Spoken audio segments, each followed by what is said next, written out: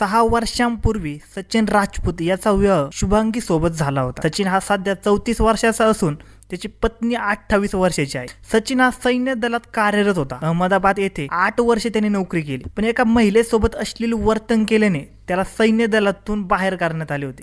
हकालपट्टी केल्यानंतर तो आपल्या मूळ गावी राहू लागला आणि मिळेल ते काम करू लागला।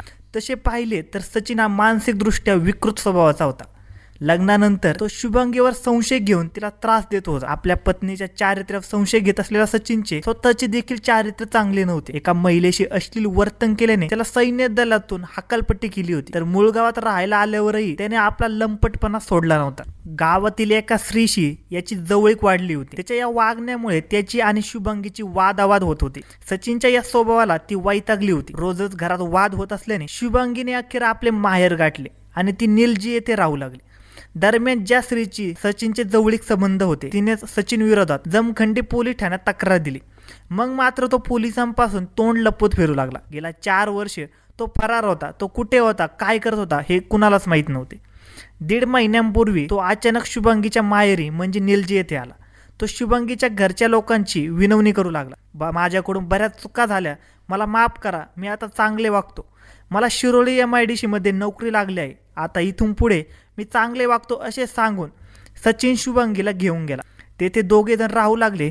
थोडे दिवस त्याने चांगले वागण्याचे नाटक केले। त्यानंतर पुन्हा त्याने शुभांगीला त्रास देणे सुरूच केले।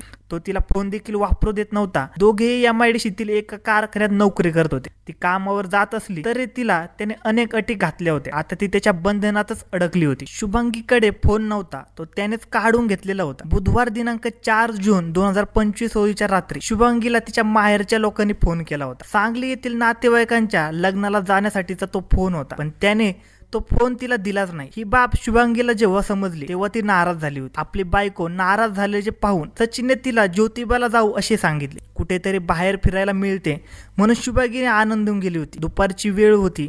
दोघे जण दुचाकीवरून ज्योतिबाला गेले। या वर्षी जूनच्या पहिल्या आठवड्यातच पावसाने धुमाकूळ घातला होता। अनेक ठिकाणी पूरस्थिती निर्माण झाली होती। दुपारच्या वेळेत ज्योतिबाला जाताना पाऊस नव्हता, पण जेव्हा सचिन आणि शुभांगी परतू लागले तेव्हा कासरवाडी घाटात आले असताना पावसाचा जोर जास्तच वाढला।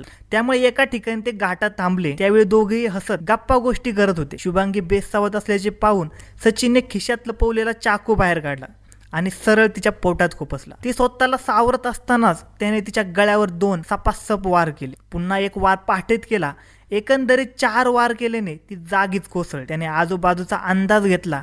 जोरदार पावसामुळे रस्त्यावर शुकशुकाट होता। त्याने संधी साधली आणि तिचा मृतदेह एका झुडपाच्या मागे दिसणार नाही अशा दगडाच्या कपारीत टाकून दिला।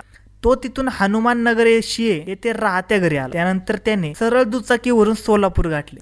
सकाळी 7 वाजता सोलापुरातील फौजदार चावडी येथील पोलीस ठाण्यात जाऊन त्याने आपण केलेल्या कृत्याची कबुली दिली। गुन्हा कोल्हापुरात करून सोलापुरात जाऊन त्याविषयी सांगितल्याने सोलापूर पोलिसांनी शिरोळी पोलीस ठाणे कोल्हापूर यांच्याशी संपर्क साधला। सहाय्यक पोलीस निरीक्षक सुनील गायकवाड यांनी हकीकत सांगितली। सोलापूर पोलिसांनी सांगितल्याप्रमाणे शिरोळी पोलिसांनी संपूर्ण कासरवाडी डोंगर पालथा घातला, पण पोलिसांना शुभांगीचा मृतदेह सापडला नाही। अखेर संशयित सचिनला घटनास्थळाचे वर्णन विचारले असता त्याने सादळे पादळे घाटातील एका मंदिराच्या पूर्वेच्या मुख्य रस्त्यावर 100 मीटर आत मृतदेह दगड कपारीत ठेवल्याचे सांगितले। अखेर पोलिसांना तो मृतदेह सापडला। या घटनेचा अधिक तपास सहाय्यक पोलीस निरीक्षक सुनील गायकवाड व त्यांचे पथक करत आहे। धन्यवाद मित्रांनो, अशाच नवनवीन मराठी क्राईम स्टोरीज ऐकण्यासाठी आजच आपला YouTube चॅनल क्राईम कट्टा याला सबस्क्राईब करा।